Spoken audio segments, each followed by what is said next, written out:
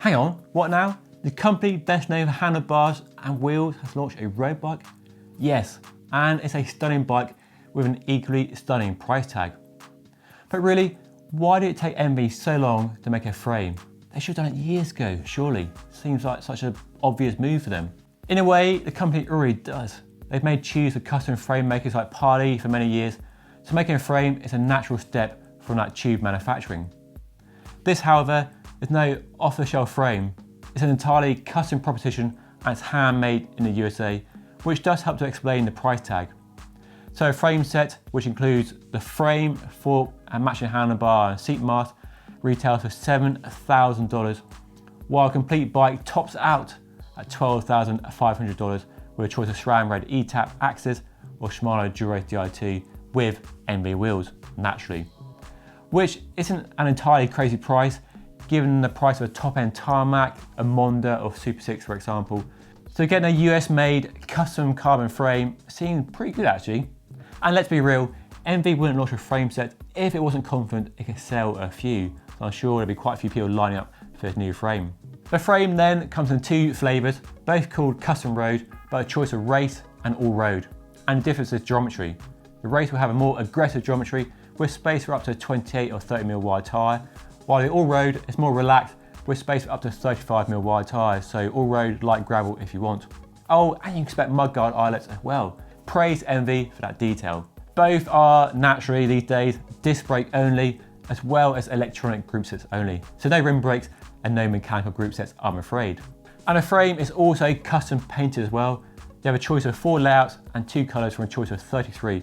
So not fully custom, but a lot more than a Specialized or Trek will offer you for a similar amount of money. So the Custom Road, as it's called, looks like many semi-aero road bikes on the market right now, with internal cable routing and a one-piece carbon fibre handlebar. But where most frames are made by laying carbon in a mould, this one uses a tube-to-tube process favoured by small custom frame builders with a twist.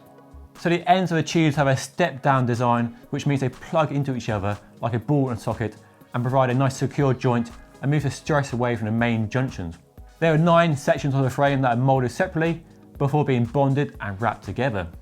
So what this does is allow a wide range of customization which conventional frames just don't offer, and that customization is a big USP on offer here.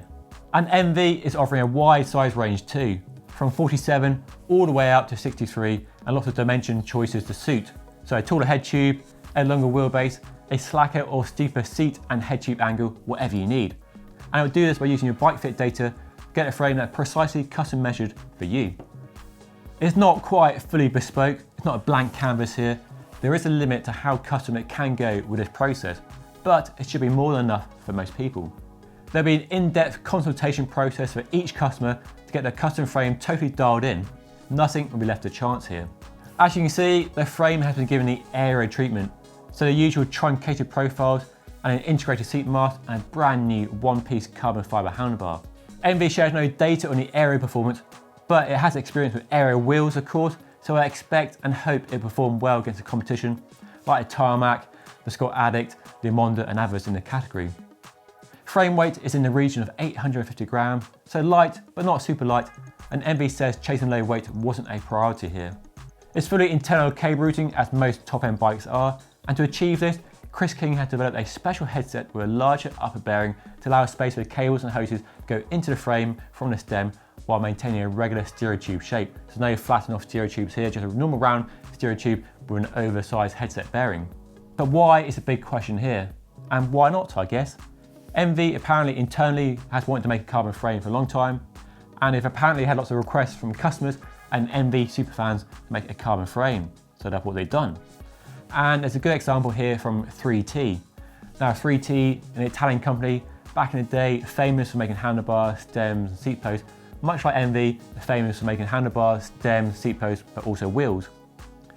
Now I spoke to 3T many years ago, and they said they saw, from their heady days of being one of the most famous component suppliers for handlebars for big bike brands, they saw the numbers declining to the point where if they didn't adjust their business model, they'd go out of business. So they adapted by making frames. They launched the Exploro, the Aero gravel bike, and then the Strada. And despite what you think of those bikes, the Aero, gravel, and one by, they have been hugely popular for the company and basically saved the company from the brink and made it a successful, profitable company. And that appears to be the same case with ENVE. We've seen most bike brands now, your Specialized, your Treks, your Giants, Canyons, increasingly speccing their own wheels, handlebars, stems and seat posts. Even more so with the integration we're seeing where we had custom design handlebars and stems and aero seat posts, making the option to fit an ENVE seat post, handlebar and stem much harder on a modern carbon fiber race bike. So I'm not saying they have used this as a reason why they're making a carbon frame, but I strongly suspect that the sales of ENVE stems and handlebar seat posts are sliding down, and even wheels as well. So responding by making a frame is a great way to boost their business, to increase their offering to customers, and now they can offer a complete package. ENVE tyres, wheels, frame, fork, handlebar, stem, bar tape, seat posts. Do they do saddles? Bottle cages? A complete ENVE bike, bar the group set of course, the SRAM, Shimano or Campag group set. So that's my hunch. Might not be why, but I wouldn't put it past them. So that is the ENVE custom road frame. Unexpected release from the US company this week, but an exciting new addition. Do we need another high-end, expensive carbon frame? Well, why not? I guess we'll find out soon how successful it is. They're only expecting to sell between 150 and 200 frames a year, only available at the moment in the US, so limited supply. I'm sure they sell like hotcakes, but what do you think? Let me know down below in the comment section whether you think it's hot or not. Anyway, that's all for now. Hopefully you enjoyed this video, and if you did, hit the like button, subscribe if you haven't already, follow me on Instagram and Twitter and Facebook now, and I'll see you all again very soon. Thanks for watching.